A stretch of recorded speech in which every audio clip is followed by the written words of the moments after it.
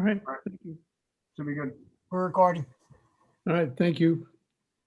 Good evening, ladies and gentlemen, members of the board. I'd like to welcome everyone to the Town of Brighton's October 21st, 2020 Planning Board meeting. This meeting is a public gathering with restrictions due to the COVID-19 policies set forth by the governor and town supervisor.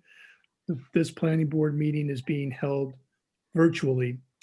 All members of the public are able to view the meeting via Zoom, the same as the planning board members and staff. All of the applications for tonight that will be heard tonight have been posted on the town's website, and written comments can be directed to Ramsey Boehner, the executive secretary for the planning board, at town hall, by mail or by email. I would personally like to introduce the members of the board that are here. We do have one missing. I'm Bill Price. We have Laura Civiletti, Jason Babcock Steiner, David Fader, Pam Delaney. John Osowski is not here tonight, and we do now have a vacancy on the board. And if this interests you at all, and we hope it would, please feel free to submit a resume for a position on the board, or give me or Ramsey a call if you have interest and questions. Ramsey, I'd like you to call the roll, please. Price, Here. Vader. Vader.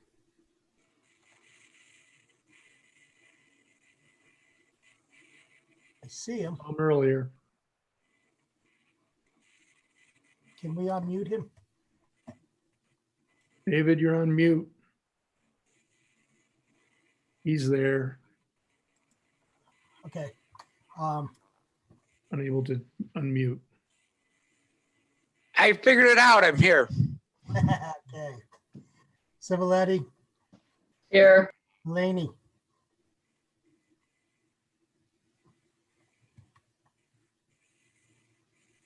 I don't hear Delaney. Sorry. Here. Can you hear me now? Yeah, we have Delaney. Sorry. Jason Babcock Steiner. Here. Absent is Osowski. All right, thank you. We are going to have several public meetings or public hearings tonight for various projects. These applications will be heard by the board. The applicant and their representatives will make a presentation. We will then ask the questions that we have, and then the public will be able to ask questions that you have or to make any comments regarding a specific application. Depending on the platform that you're viewing us on, there are two features. One is a chat feature that you are welcome to post any questions or comments to. And there's also, if you are using Zoom, there is a reactions button on the lower right that allows you to raise a hand. Other platforms have different methods, but you can indicate to us, and Jeff Fisk will be able to allow you to enter and talk when we are opening the public comment period of the application. Ramsey, would you just tell us, can you confirm that the public hearings for tonight have been properly advertised? Yes, they are properly advertised in the Brighton Pittsburgh Post of October 15th, 2020. All right, thank you. Before we hear these applications, I want to point out for anybody that's interested that application, that the first one on our agenda here, 8P0120, application of John Greer for restaurant parking lot at 2171 West Henrietta Road, has been postponed to our November meeting at the applicant's request. And under new business, application number 9P NB1-20 the application of the Baptist Bible Temple and Clover Park properties has been postponed to November, also at the applicant's request. So our first application that will be heard tonight is application 8PO220, application of Passero Associates, agent, and New Monroe Real Estate LLC, who is the owner for a site plan modification to expand and reconfigure the parking area, increasing the number of parking spaces from 36 to 47 at property 28, located at 2816 Monroe Avenue, better known as Pittsford Animal Hospital. Do we have someone? I see David. It's David Cox. Yes, David, please introduce yourself and proceed. Thank you. Liz, we're on mute though. all right, there we go. Good evening, board members. I'm David Cox with Pastoral Associates, the civil engineer for the project. I'll just give you a quick update of where we've been and what's taken place since the last time we were before you guys. So we did receive the required variances for the project. So we got that. And then as far as plan revisions that were made is we added the new 6-foot high wood fence along the west property line. We showed the location of the Auburn Trail to the north up there. We removed the existing shed that was in that northwest property corner. We did update the lights. All the lights are going to be LED. So right now they're metal halide. We're removing those and putting LED lights with 3000K color temperature that will be dark sky compliant. And then there was a bunch of town staff notes that they wanted added to the plans. So we have addressed all of town comments and we have submitted that to the town. And I think that's everything. Okay. Are there any questions from the board? I might have a comment and one question. Okay. My understanding, David, is that the existing easement for the trail is not shown right on your resubmitted plans. Okay. And those trees do need to be moved and the fence needs to be pulled back so you're not blocking the trail. And you Okay. need to advise the drawings to show that. Yeah, that's not a problem at all. Okay, and then what is the color temperature of the LED lights? 3000.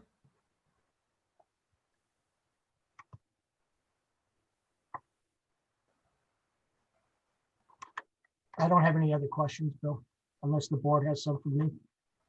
All right, David and board members, I'm having a hard time with this particular application because of this is to me a little bit more of an emotional decision.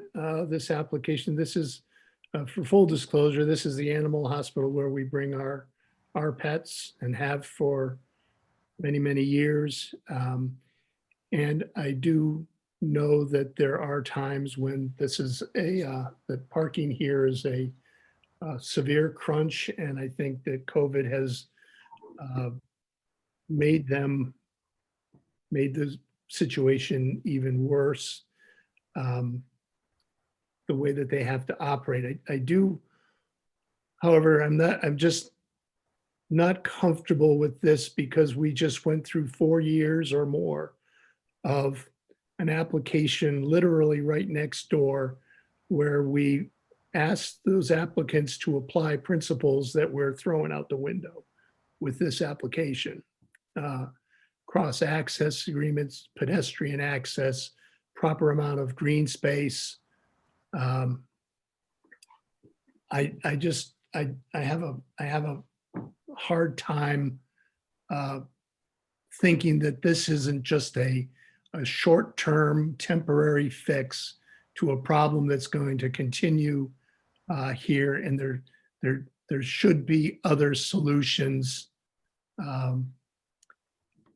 that should be looked at here. So I am admittedly struggling. If it was any other use than the animal hospital, this would be a clear denial. And I don't think it would have made it past the zoning board of appeals. But I don't know if I'm alone in my concern on this, which I very well may be. I would appreciate any thoughts from other board members. Bill, what sort of improvements are you looking for with this application? Laura, I really don't think it can be improved. We're allowing, 10 pounds in a 5-pound bag. There is no way to improve this. The way to improve this is shared parking agreements. There's empty parking spaces literally 5 feet away. The 99% of the time, there's a large plaza about to be built 5 feet away. And to my knowledge, there hasn't been any discussion. I found it hard to imagine one of the conditions put on by the zoning board of a fence along that property line. That is just not consistent with the principles that we work so hard to do.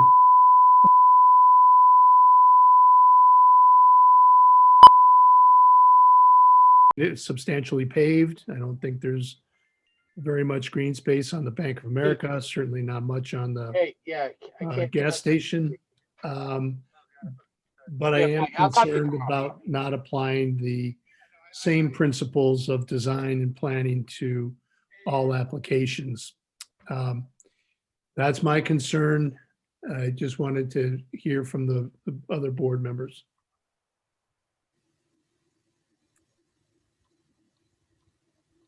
Jason, do you have any thoughts? Or is this not as concerning to you? I mean, it is, but I just don't know what they do.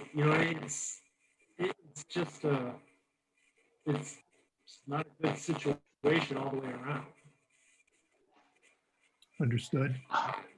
I'm concerned about trying to hold this applicant to same standards as the adjacent parcels, just based on the fact that they've been there for such a long time. They're in such a small parcel. They're very much landlocked. I'm not convinced it's a fair comparison. Well, especially because, and correct me if I'm wrong, but there's something that I should remember, but I don't quite. But they can't share access. I mean, that was part of the town made that decision, correct? I think in the back. Right, and so, some of it is it really fair to hold them to that when what we would like to do, we can't because the town said no? Fair comment. David Dollinger, or I'm not David Dollinger, David Fader. David, need to unmute yourself, David.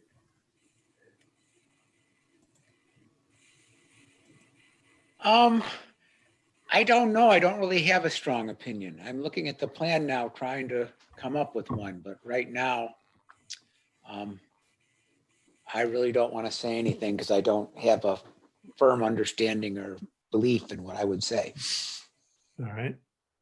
How about Pam? I think, Bill, we generally have pretty similar views on this. In this case, I guess, from what I can tell, all of the expanded parking is in the rear, correct? On the side as well. I do find it hard to, to believe that they would need 30 spots in addition to staff at any time. But I don't know that much about the business, and I don't know. I guess I don't feel strongly either way. So I guess in in a perfect world, you know, we would ask for, or we would, maybe this is more something we have to address further in the code, on looking at shared access and shared parking arrangements and in trying to incentivize that, rather than paving this as much as this is going to be. There isn't currently good pedestrian access. There isn't good, safe pedestrian access today. This is certainly not going to make it better, but pedestrian access on the trail will be okay as long as they do the recommended adjustments to the plan that Ramsey has brought up. I guess I just, you know, going forward, I think this may be more of a code amendment thing that we need to address, and how adjacent properties need to work with each other. So I just wanted to gauge the relative importance of these issues and planning criteria, that it is hard to apply to an old site like this, an existing site like this. But we shouldn't forget them, and we shouldn't throw them out the window either. All right, any other comments? Questions? So I'd like Open to it just, up to the public too, Bill, before we finish. Oh, sure, yeah. David, did you want to say something? yeah, I just wanted to speak up for a second. You know, you had mentioned about, you know, right now parking is tight, and sometimes there can be times when, you know, parking is pretty cramped there. And you know that we are adding 11 parking stalls, so we're doing a 30% increase. So we really feel that, you know, adding 30% increase is really gonna, you know, solve the parking issues and the parking problems that we're currently having. And I'll let Terry Weiland's also on the line right now, but if you want, he can speak to. They have reached out to, you know, the Bank of America and the Whole Foods, you know, that they would love to have, you know, shared parking, and they just can't get an agreement from either of the adjoining properties. I think, David, if a parking problem manifested itself in complaints from adjacent property owners where their customers are using spaces of an adjacent property owner, if cars were parked out on Clover Street and the town was getting complaints, I don't know that I've heard capacity complaints. You guys are asking for the additional capacity, but I haven't heard where the number of customers, the number of doctors, the number of employees is causing any real problem to the adjacent properties. So, you know, I have been there on a Sunday morning and every parking spot is full. And I've been there on a Wednesday afternoon, and I'm the only one in the front parking lot. So it does run, you know, hot and cold, and those fluctuations in use, I completely understand. So I guess this is just one. It would be nice to know that there were some shared parking agreements in ways, you know, because, you know, the little dogs that get walked by the staff are not going to have a place anymore. You know, and Terry's going to tell me he's going to walk them between the fence and the parking spaces on the north side. That's not right for the animals.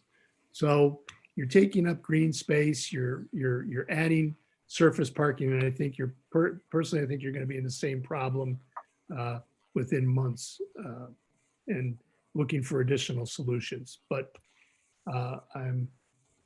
my opinions have been influenced by my fellow board members. So if you have something else, David, fine. No, I don't have anything further. Thank you very much. This is a public hearing. Assuming we can handle this properly, love to have somebody who would like to speak, be able to speak, They could raise their hand. raise hand or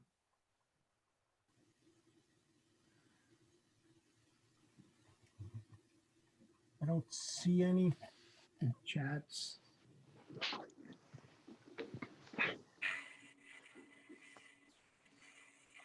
I don't see anybody. Nobody there. Okay. All right, we ready to move on? David, Terry, thank you. David, thank you. Appreciate your patience on this. Yeah. Thank you. Application, next one, application is 8P0320, Passero Associates, agent for RFM Morgan Properties, to demolish 2 20-stall carports and replace with surface parking. A property located at 2125 Monroe Avenue, the Brighton Garden Apartments. David, is that you? Welcome. Just introduce yourself again, please. I got to unmute him first. Okay, there he goes. Oh, Yep. David Cox with Passero Associates, the civil engineer for the project. So to bring you up to speed, where we've been since the last time we were before this board, we did obtain our required variance from the ZBA, so we have that. And then there was also some comments that there were some areas of the existing fence that were in need of repair.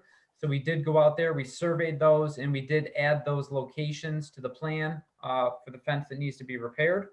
We added additional landscape screening along the entire south property line along Newcrest Drive, added 37 trees and shrubs, so a substantial amount for sure. And then we also similarly added notes that town staff requested, and we did address all town staff comments and submitted all that additional information. And these lights on this property will also be 3000 K, dark sky compliant. good, thank you.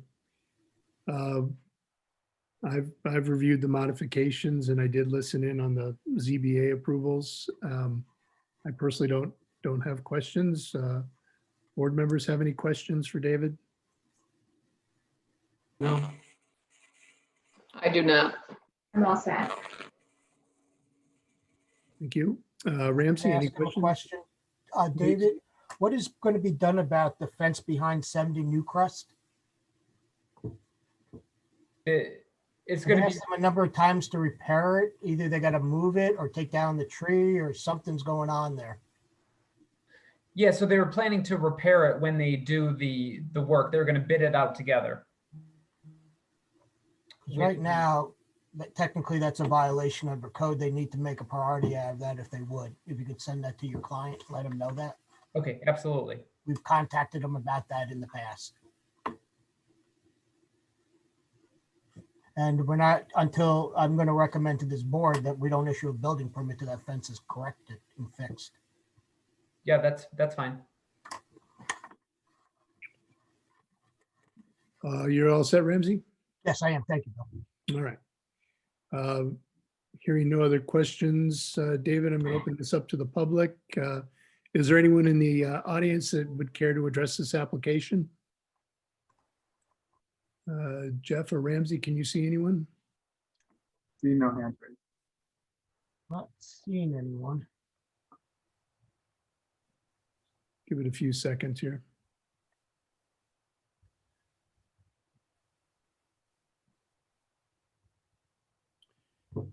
Okay.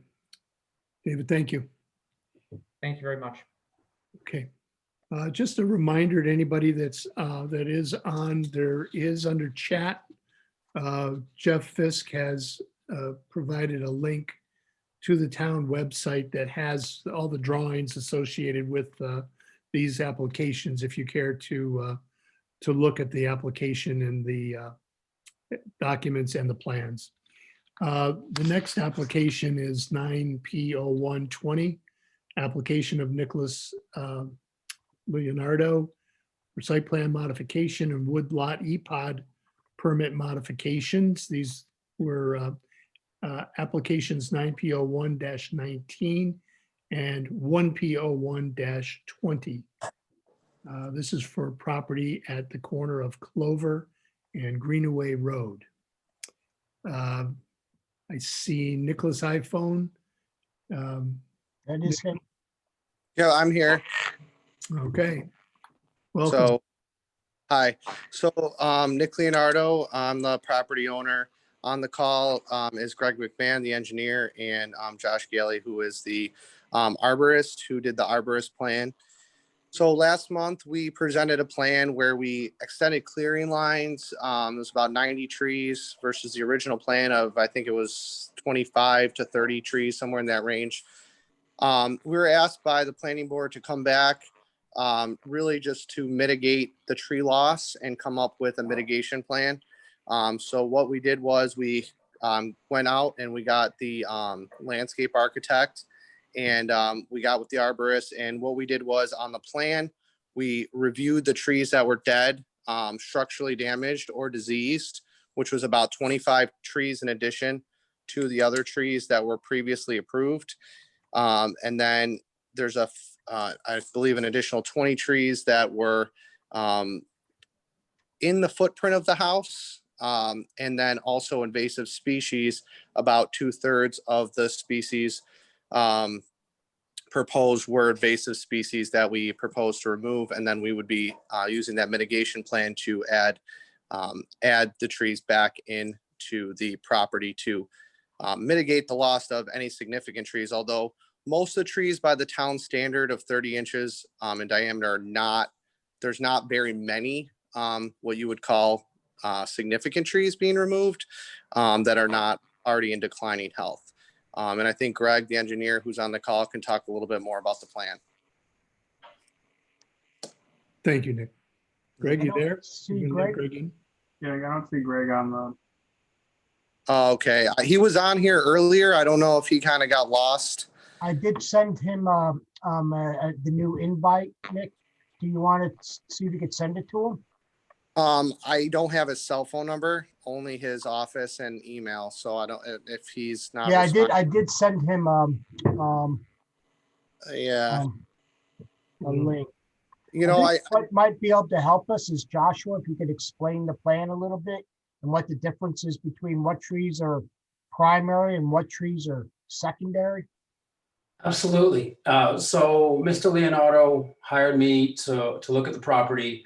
My scope of work was to look at the trees strictly from my point of view. So I didn't consider epods, I didn't consider construction protection or other mitigating options. So this report tried its best to look as objectively as possible at the trees. Initially, there were 121 trees on the property, and last meeting, I believe 90 were requested for removal, or 91 rather. So update of that is, as Nick mentioned, 21 trees have been restored, or preferred to keep. So they're trying to remove 71 trees, and of those 71, 46, about 66%, I found to either be in the construction footprint or right on top of it, hindering the work, or had significant structural defects, base decay, cavities, severe fungal infection, so rendering them potentially unsafe, higher risk. The remaining trees there's 24 that I called secondary, where I'm more speculating that they are either poor tolerance of construction, or possibly would be damaged. But again, that's speculation on my part, not knowing exactly where things are going to go and what other protections are in place and codes by the town. Of those 24, what was it? 2/3 of them are invasive species like Norway maple and white mulberry, so generally not so desirable, and 9 of those trees are under 8 inches in diameter. It's notable that in the trees that Mr. Leonardo decided to restore were 5 mature oak trees that were pretty far from the house. So those, I was glad to see them retained. I think in addition, Nick has now provided a replanting of a plan to replant. There's a landscape plan. It's not just showing the removals, but the restoration that will happen afterwards. So The hope was that this is a balance of efficiency and showing that many of the trees that will be removed are either dead or declining, like ash trees. Some of them are invasive. There's a large black walnut that it was actually part of the initially approved trees back last year, I think. Again, that isn't expected to live. And yeah, I mean, I can say just my personal point of view, having worked in Central Park and managed the trees there, I'm very much for tree preservation. You know, I keeping those 5 oaks, I think those were the most valuable trees in my eyes, you know, ecologically. And again, this is outside of town code and epod and all that, but the trees that Mr. Leonardo is looking to remove arguably aren't the greatest of trees and aren't terrible losses. So that's kind of, you know, where my scope of work ends. You know, again, there's definitely more to argue, but I think the trees are reasonable to remove, and I think having a plan moving forward and replanting, you know, makes sense. So. Josh, my one quick, just on the application submitted, the trees that are highlighted on the plant list in yellow, Mhm. those are trees that had been slated to come down that are now going to remain. So no, Or is it the other way around? No, the yellow were the trees, just make sure I got this right, were the trees initially approved back in August. So I think there were 19 trees, if I got that right, or am I just making sure I got this right? I've looked at this for a while.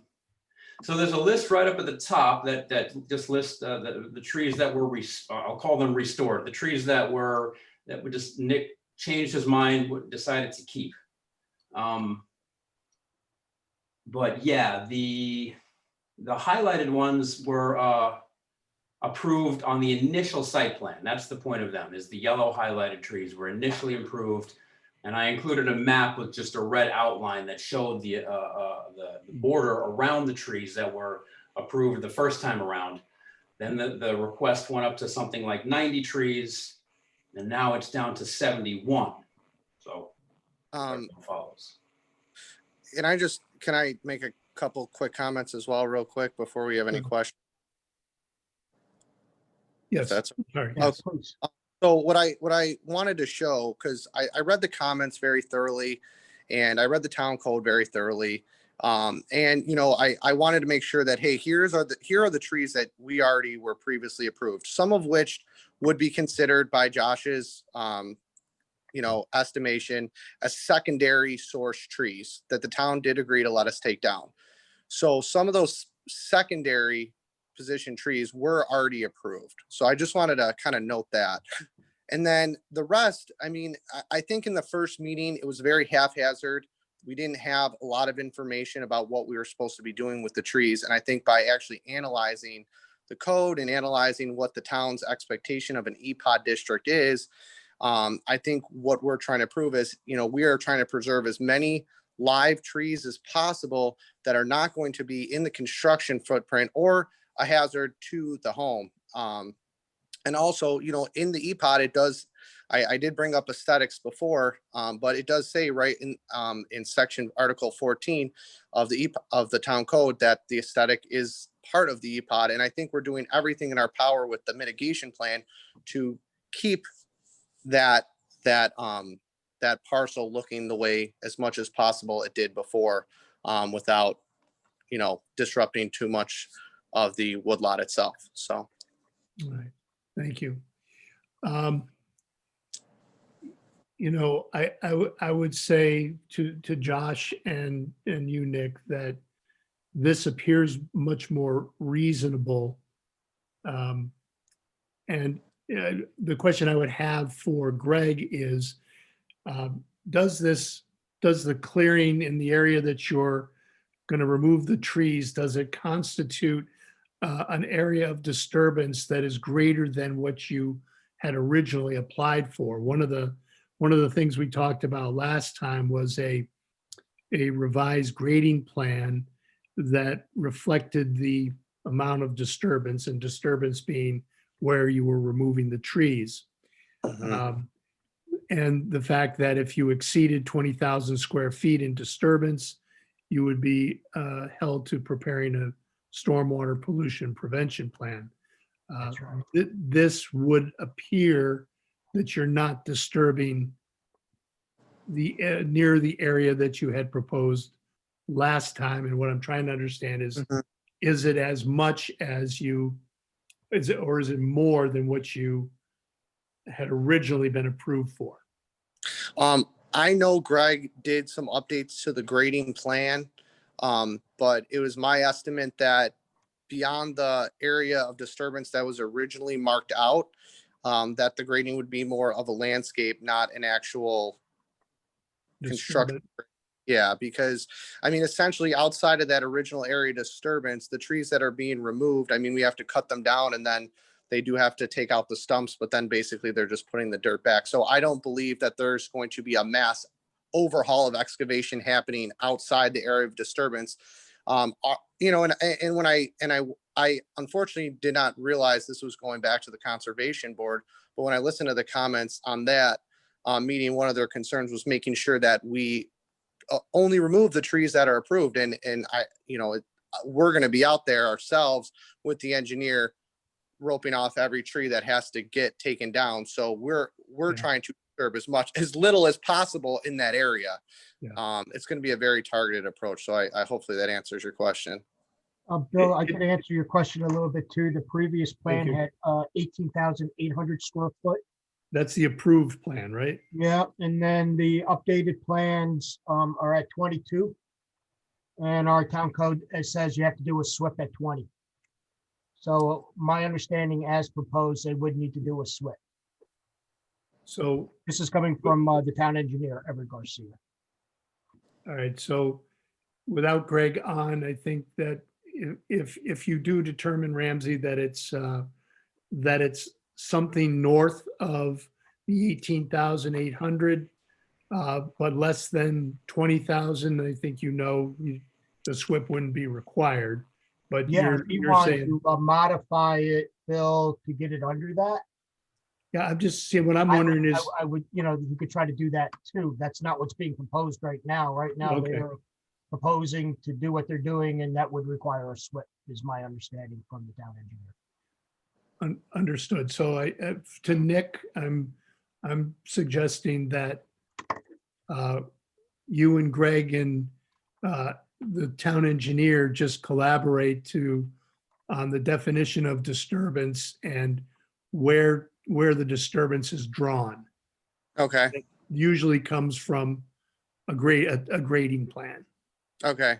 Yeah, Okay? I thought Greg did will- that told me, but maybe something got missed, but I'll make sure he contacts the town engineer tomorrow morning. Yeah, what's just not clear to me is if the 22,000 square feet was a result of your 91 tree clearance or your 71 tree clearance. I think it's on the 71, Bill, because he did use the term updated, but that's all something we need to talk with him about.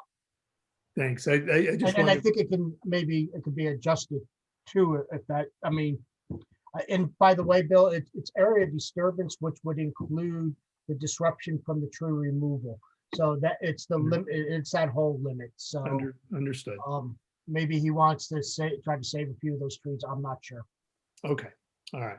Or he can do the SWIP too. I mean, Yeah, so, okay. All right. I don't have any further questions. I'd like the board to ask any questions you have about this. Greg got back on the meeting. I'm good. Jason, you're good? I'm good. Laura, David? Pam?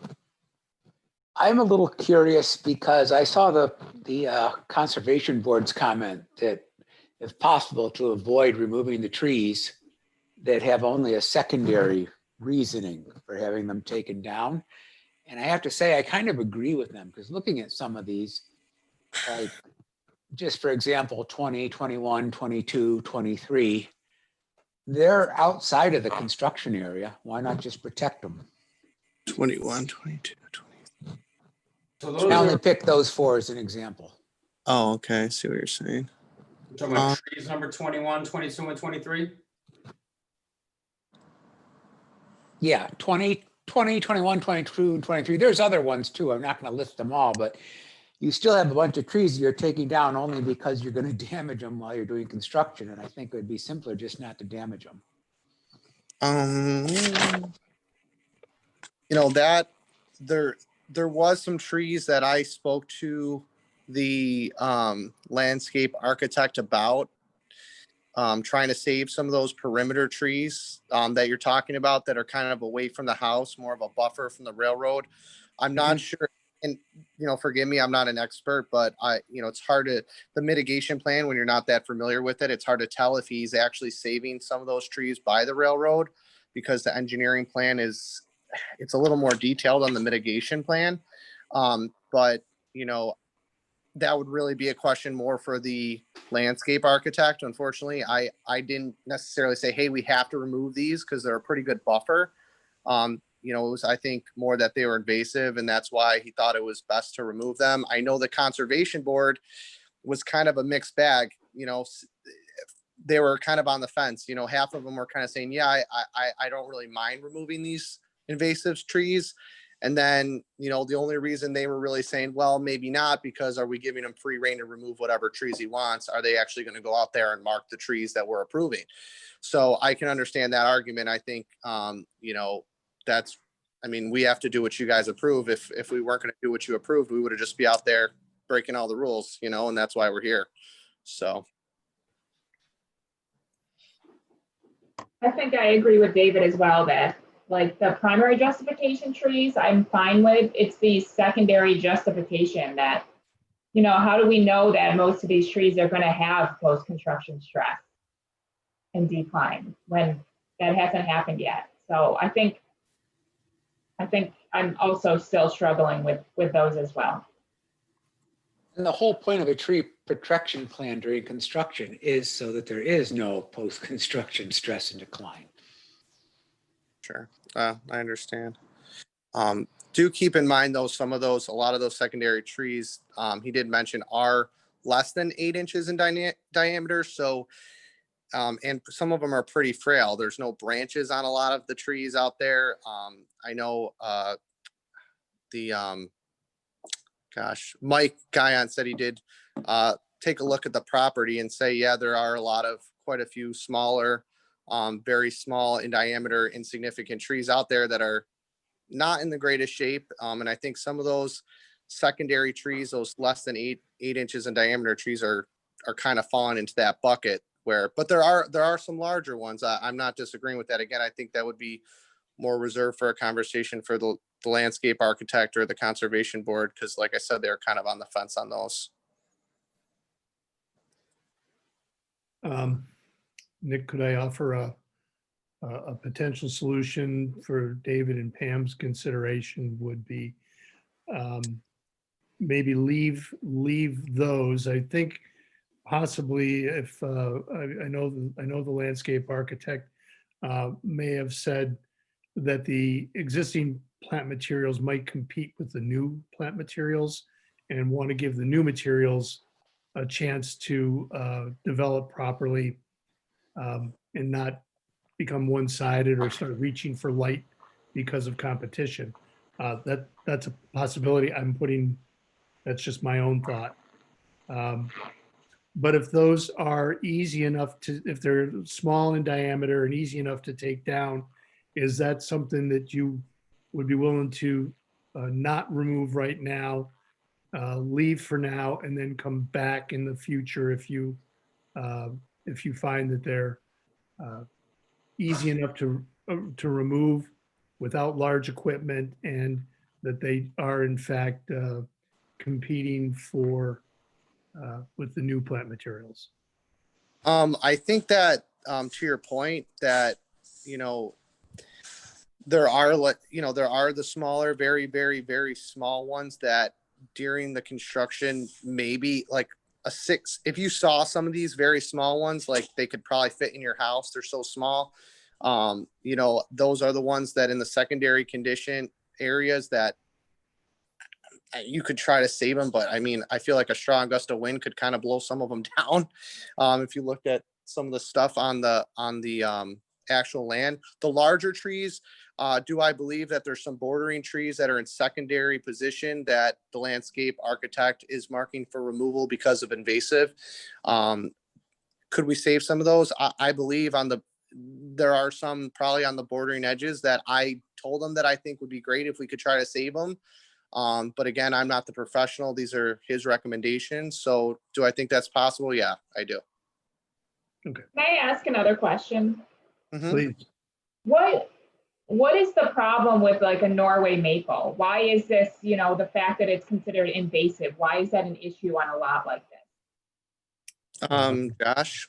Sure, Josh, So I so can in take it. general, an invasive tree is, in some ways better than no tree. But as a Norway maple, they're just not very ecologically beneficial.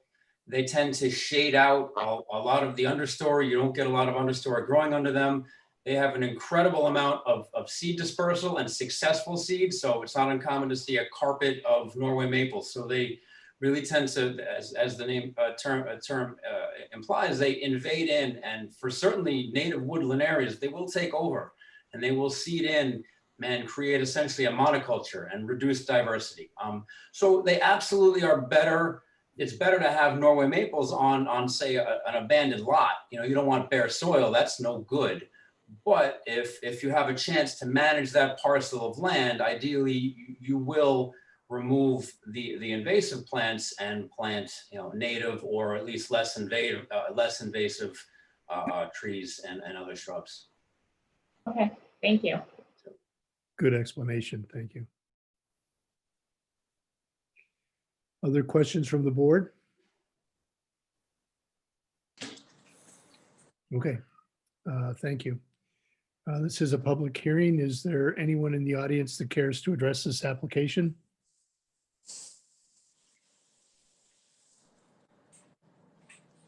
Jeff or Ramsey, you seen anybody? I don't see anybody.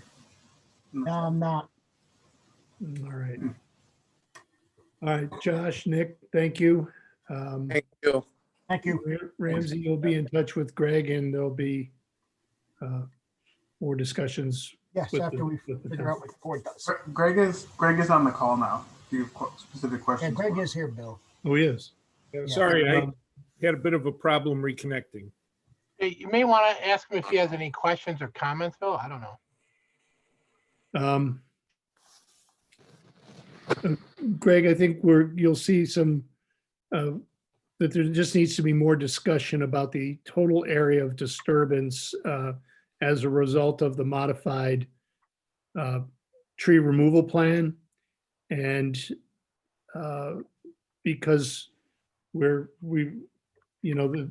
is going to have a SWIP done if that disturbance exceeds 20,000 square feet.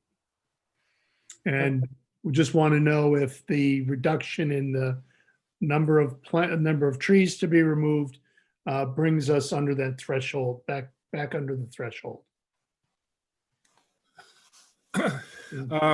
That's hard to say. I mean, we can certainly prepare a SWIP. If it does exceed and we can't bring it under the 20,000 square feet of disturbance, other than preparing the SWIP, I don't see any great obstacles. It's just another step. I mean, if the board decides to approve his plans, we'll prepare a SWIP in accordance with the town requirements. Okay. Yeah, and all we're asking is just work with the town engineer to confirm the actual area of disturbance. And then if a SWIP is unavoidable, then please prepare it. That won't be a problem. All right. Thank you.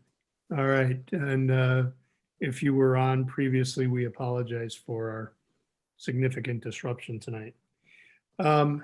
We are ready to move on to application 10P01-20. This is application of FSI Construction, Frank and Bergia, for extension of site plan approval and epod permit approval dated 10/P01-19, as well as demolition review and approval. This is for a property at 3300 Brighton Henrietta Town Line Road. I think Tim Harris is here, Bill. Tim Harris, okay. Yeah, thanks, Mr. Chairman and Ramsey for that. Yeah, just here tonight representing FSI Construction and Berger Brothers Holdings, say that 5 times fast, for the proposed project at 3300 Brighton Henrietta Town Line Road. We did receive approval about a year ago, so we're simply asking for an extension of the site plan approval, epod permit, and the demolition approval from last year. Excuse me. The plans have not changed since that time. Simply, what happened was tenant was not able to be obtained within the last year. Since then, the owner has a client and a tenant lined up, and we'll be applying for a building permit in the next few months here. So again, just asking for an extension of those 3 approvals from about a year ago. Very good. Have there been any changes made to the approved plans? There have not, no. Tim, did you secure an extension on the variances? Oh, yeah, actually, great point. Yeah, yes, I believe it was 2 weeks ago, we did get approval on the 3 variances that were granted. Thank you. Okay. I don't have any questions. Any board members have questions? No, I don't. Okay. So, All right.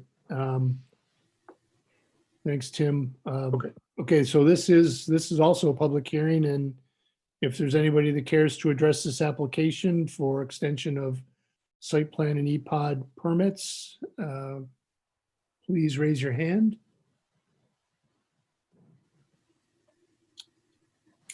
All right, no one out there for this one? I'm not seeing anyone.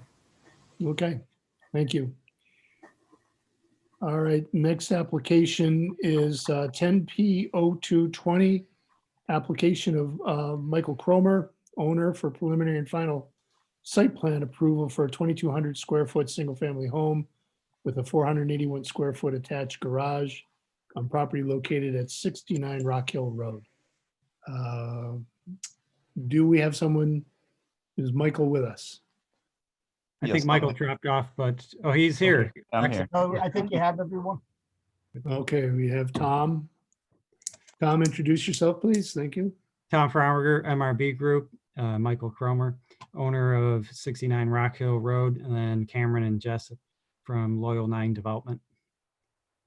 Thank you, guys. We are here requesting site plan approval for the reconstruction of Mike and Brenda's home, which was damaged beyond repair from fire back in June of this year. Loyal 9 Development is planning to rebuild the new 4-bedroom home using the existing foundation and the existing split level floor design. We did go before the Architectural Review Board and as well as receive Conservation Board review in October. We've also gotten Monroe County DRC comments. The new home will be approximately the same square footage, all except for a building addition off of the back of the garage on the southwest corner. And that will be used as a flex / guest room area. That's the, Okay. the quick overview. Okay. And Tom, I believe you said this, you have received ARB approval. Yes. Okay. Were there any variances? There's no variances required? No, Bill, if I could answer that question for Tom. The house being damaged by fire, the house that was damaged was a non-compliant building due to setbacks. And under pursuant to our code of section 225-14B of the Comprehensive Development Regulations, a non-complying building destroyed by fire or other casualty may be rebuilt provided that the action does not increase the degree or create any new nonconformity or noncompliance with regard to the regulations pertaining to such building. So I'm using that in this case, Phil. and the Okay. board. So they don't need to go for variances because they were non-conforming. Not, and most of the houses, I bet in that neighborhood don't meet the setback. Because they were all built before we changed the code. So that is the section that's being used.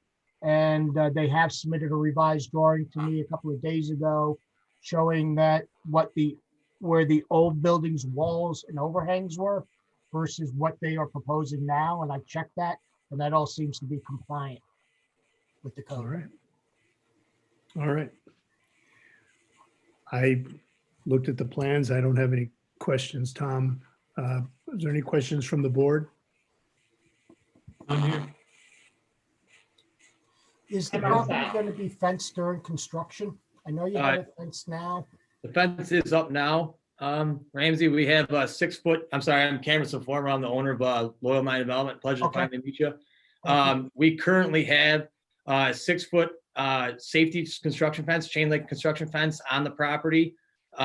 We've enlarged the area that we originally had to ensure that the construction can take place with inside the borders of the construction fence that's currently in place now. So there should be no reason to move it as construction continues. The rear property is bordered by an existing wood 6 foot fence section. So plainly, the whole property is enclosed by a 6 foot chain link safety fence system. Your roof leaders, Tom, are going to be connected to the storm system?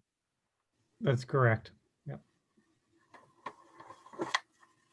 I don't have any other questions. Pam, did you have a question?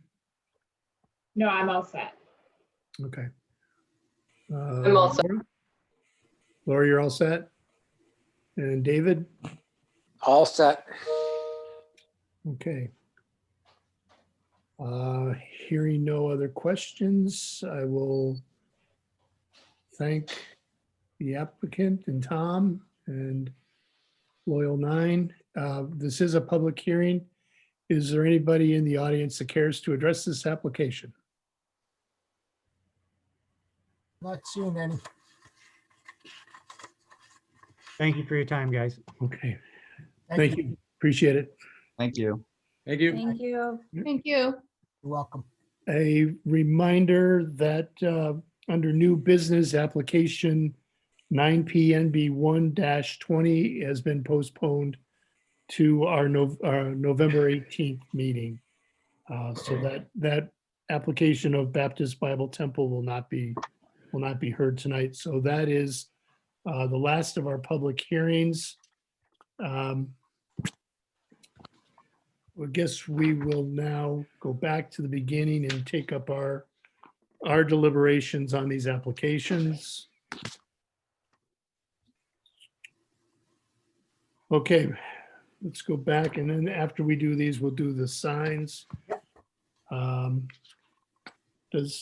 right, let's go with the reminder 8P0120 is on for next month if they apply.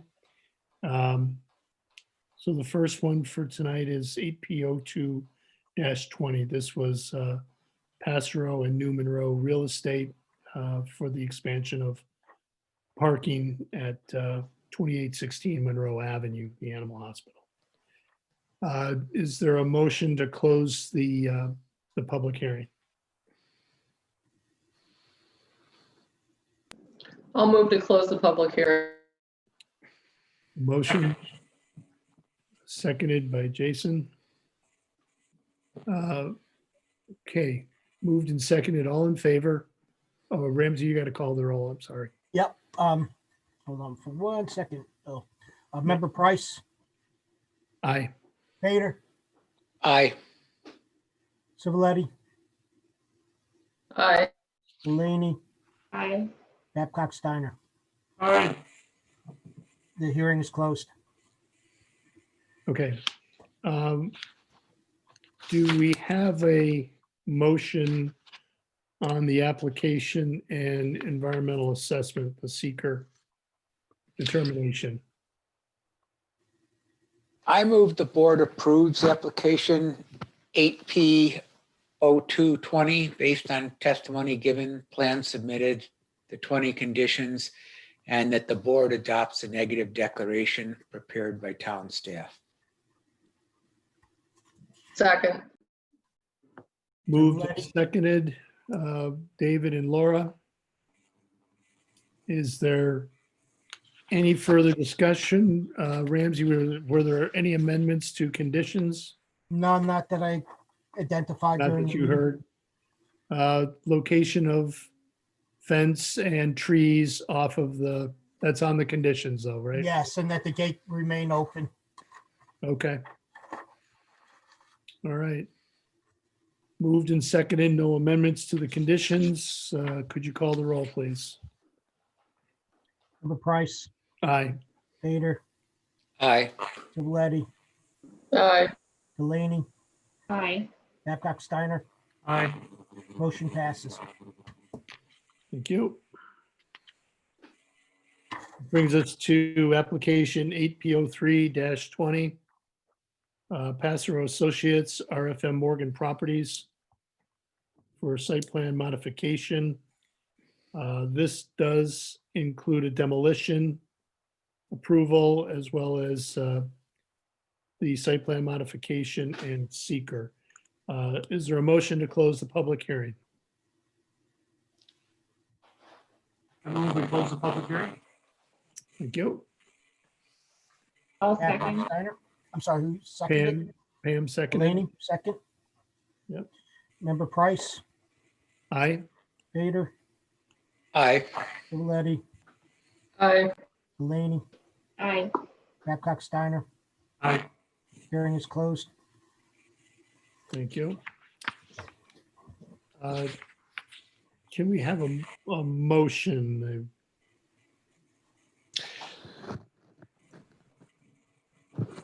Taking a deep breath, David. I move the board adopts the demolition findings outlined in the planning board report and that the board approves application 8P0320 based on testimony given and the 23 conditions, and that the board adopts a negative declaration prepared by town staff. Is there a second? Second. David and Laura moved and seconded. Is there any discussion on conditions? Ramsey, you had I have nothing a else. note, but that Let me recommendation is just in double check here. I don't have anything else. all right. Please call the roll. I'll go the other way. Babcock, Steiner, Aye. Delaney, Aye. Letty, Aye. Vader, Aye. Price. Aye. Motion passes. Thank you. Brings us to application 9P01-20, Nicholas Leonardo for site plan modification and woodlot epod permit modifications. This is for Leonardo property at Clover and Greenaway Road. Do we have a motion to close the public hearing? I'll move we close the public hearing. I'll second that. Moved and seconded. Please call the roll. Babcock, Steiner, Aye. Delaney, Aye. Letty, Aye. Vader, Aye. Price. Aye. Meeting is closed. Thank you. Why don't we get a motion in a second and see if there's refinement at all to the to conditions. I'll move approval of application 9P0120 based on plans submitted, testimony given, and hang on, 11 conditions and adoption of a negative declaration. Second. Okay, Laura and Jason moved and seconded. I have one comment. I just want to point out the last number, condition number 11. Condition number 11 is the planning board, the conservation board's recommendation to this board. If you want to approve the plan as submitted, you would remove that condition. Please, Ramsey, I don't have that in front of me. Could you please read it? Yeah, it says, condition number 11. It says the tree removal shall be limited to only removing the primary trees as discussed in the revised tree removal justification document submitted by Arbor Consulting. The applicant shall submit a revised tree removal plan that addresses this condition. The proposed mitigation plan shall be implemented if any primary trees are removed. The trees should not be removed to create space for the stockpile. The contractor shall provide adequate tree protection to avoid disturbance and limit the stress to the secondary trees during construction. The proposed mitigation plan shall be implemented if any primary trees are removed. And that was pretty much the recommendation of the conservation. Can you explain that a little bit more? I guess I'm confused at, I think it's getting at the heart of what your question was, is why are those secondary trees toward the perimeter slated for removal? In Mr. Leonardo's, his consultant was saying to do it because primarily because they're a known invasive species. I would not be surprised if he also wanted to do it for reasons of, giving the newly planted trees a better chance of survival. But I didn't necessarily hear that. It's not that they couldn't come back and ask for removal of secondary tree or what's defined as secondary trees at a future date. If it turned out there somehow really was stress caused and there's decline in the trees, or if they are competing with newly planted trees. so when I'm looking at that appendix A, we're only talking about the ones now that are in the primary justification column. Ramsey, that's my interpretation of Yes, number 11. That's my So interpretation. It was a little hard to tell what's primary, what's secondary on the plans. That's why I asked him if he could just explain that a little bit to the board. And I was comfortable with, I understand it, but. What is- if we said limited to the primary trees and invasive secondary trees?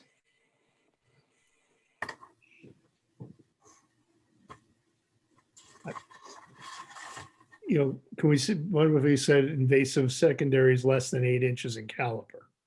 Does that help anybody? I could go for that too. Yeah, I mean, I guess I still struggle to understand, like, if it's a big, healthy tree, then I don't know. This is hard to understand. Like, I get it fundamentally, but like, it's your own private lot. If it starts like sprouting little sprouts all over your yard, then pick them up in the spring. I don't know. I mean, we're not talking about a forest where it's gonna like ruin the habitat. We're talking about your yard. Well, I don't know. okay. I don't know. I would be good with David's, with the kind of amending that to secondary trees less than 8 inches in caliber. Invasive species less than 8 inches in caliber. So that's an and, not an or.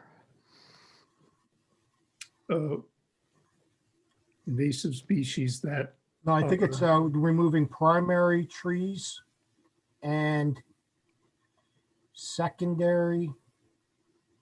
Trees less than 8 Trees. inches in diameter. Oh, wait, so that's, Less, No, secondary invasive trees. Yes, but he also said less than 8 inches and invasive. And I'm wondering if he Yeah. means that, or if he means secondary trees less than 8 inches no, the and invasive, secondary trees that are invasive. no. They need to be invasive and less than 8 inches in caliber. Okay, Those then, all right, let's try it again. We got the secondary trees less than 8 inches in caliber that are invasive. Correct.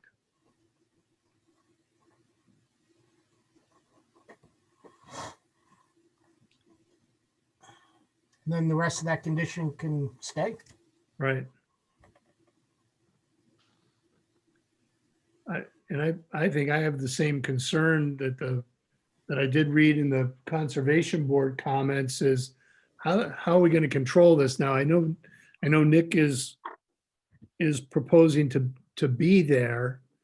But it's certainly not unheard of that, a tree company gets out there and starts going, and unless these trees are marked and carefully, identified, we could lose trees, and that's what you don't want, people coming back and saying, hey, they took down one of those 30-inch oaks that they said they were going to protect. It's hard. It's hard to do, but I think the Conservation Board brought up that concern as well.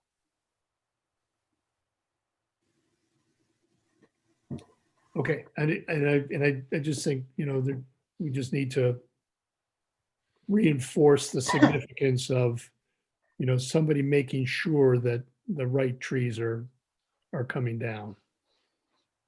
Yeah. Part of it is trust and confidence. Yep. By the time we get there, it's always too late. Right. Okay. So we have a modification to number 11, and that's all the notes that I had. All right.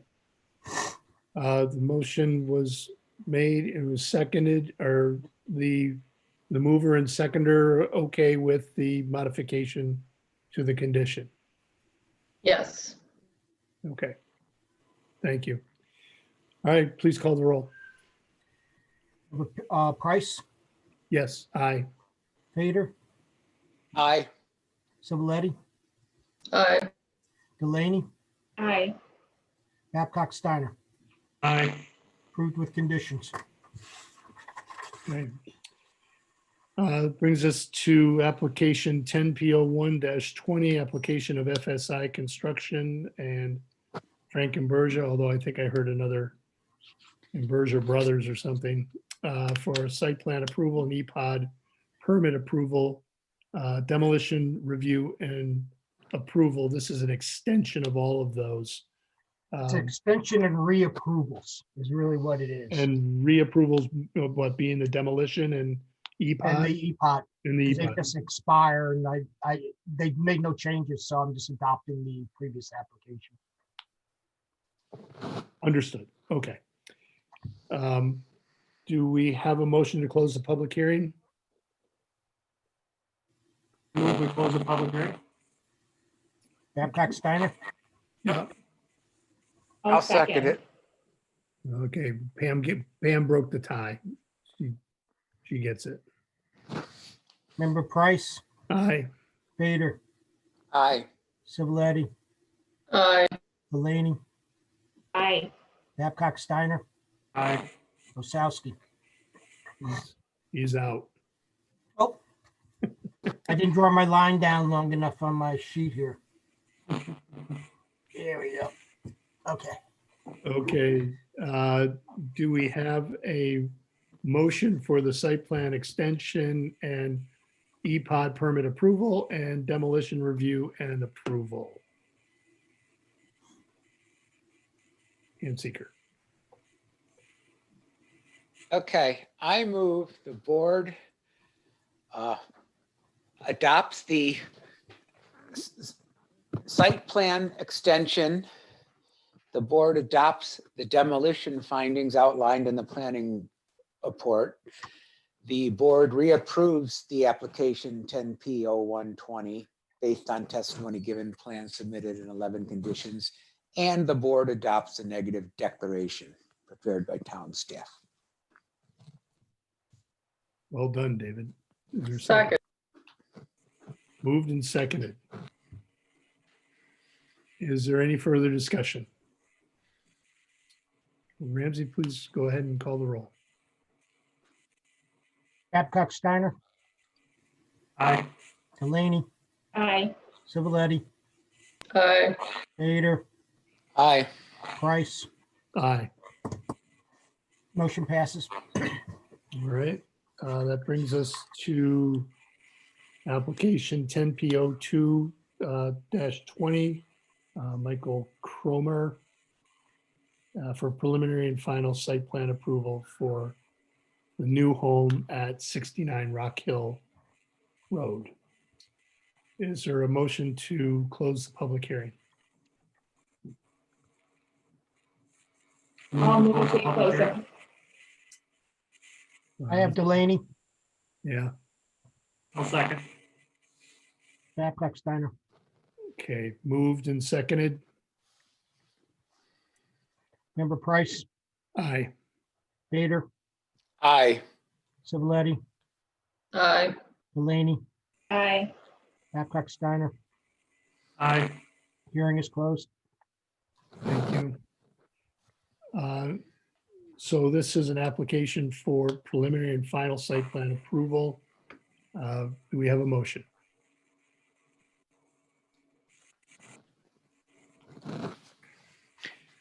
I move the Someone's gotta board. make a motion besides David. How about that? Come on. David, come on, someone's got it. Jeez. They haven't Pam, mastered, Pam. Pam. they haven't mastered your cheat sheet yet. I didn't even do it in person. Just like having all these screens and trying to figure this out is really, I think, overwhelming. How about Jason? I mean, Jason. It's the same thing. Let me find everything. I only have We can have David do it. I'm flipping between tabs. All right. Want me to do it, Ramsey? That's up to the chairperson because the clock's clicking. Might be faster just to get this thing done. Ramsey's head hits desk. Ramsey's wife's got to get her phone back. Oh, I'm gonna let her go to bed. David, will you go ahead? Deal with Yeah, that. I move the planning board approves the application 10P-0220 based on testimony given, plan submitted in the 18 conditions, and the board adopts a negative declaration prepared by town staff. I'll second. Moved and seconded. Is there any further discussion? All right, Ramsey, call the roll. Babcock, Steiner, Aye. Delaney, aye. Simoletti, Aye. Vader, Aye. Price. Aye. Okay, good luck to all the applicants tonight. We wish you well. Application 9PMP 1 is off until next month. Why don't we go ahead and take a look at signs? Ramsey, is there a way to do this? I did not get a chance to see these. I can share the screen now. Can you show the signs? Because it's Okay. only us in the room and the steno. Well, I found a way to lock down who can share, which I didn't know about before. So That's That good. would've been- So I can tell the supervisor we know how to fix it. yeah, Because you're gonna want to know about that tomorrow morning. So we Yeah. got that covered. You get to explain that? Especially since I'm like, we got to go back to Zoom. Got to go back to Zoom, and that was his biggest fear. It took me months to get him to do it. And, at least we can cut that part out of the video before we post it online. oh yeah, you're going to. You got it, or it's gone. That baby is gone. That is not going to YouTube. You guys will get more viewers. Woo! Okay. This is the sign. They got all the variances they needed. They got architectural review board. It's kind of an awning. Okay. That's Where- it. Oh, okay. So this is into an entranceway, or is this like a smoking hut? It's where they're going to bring out medications to people that are driving through. I see. Okay. All right. And they do, If I could get a motion on that to approve as recommended. so moved. Second. Moved and seconded. Ready? Babcock, Steiner, Aye. Delaney, Aye. Simoletti, Aye. Vader, Aye. Price. Aye. The next application, they haven't done anything. It's kind of disappeared. So I'd recommend denial without prejudice.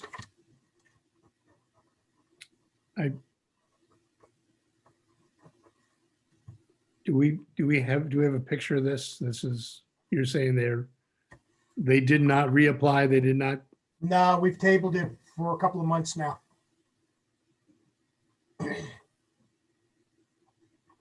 and they were supposed to, Apply for variances. for variant, okay, so And then this is staff waiting. talked to them. It sounded like they weren't going to, we just don't know what, we've reached out to them, so they can come back. Okay. I'll move we deny without prejudice. That's right. Is there a I'll second. Pam seconds. Okay, we got Price, Aye. Civiletti, Aye. Babcock Steiner, Aye. Fader, Aye. and who did I forget? Delaney. Delaney.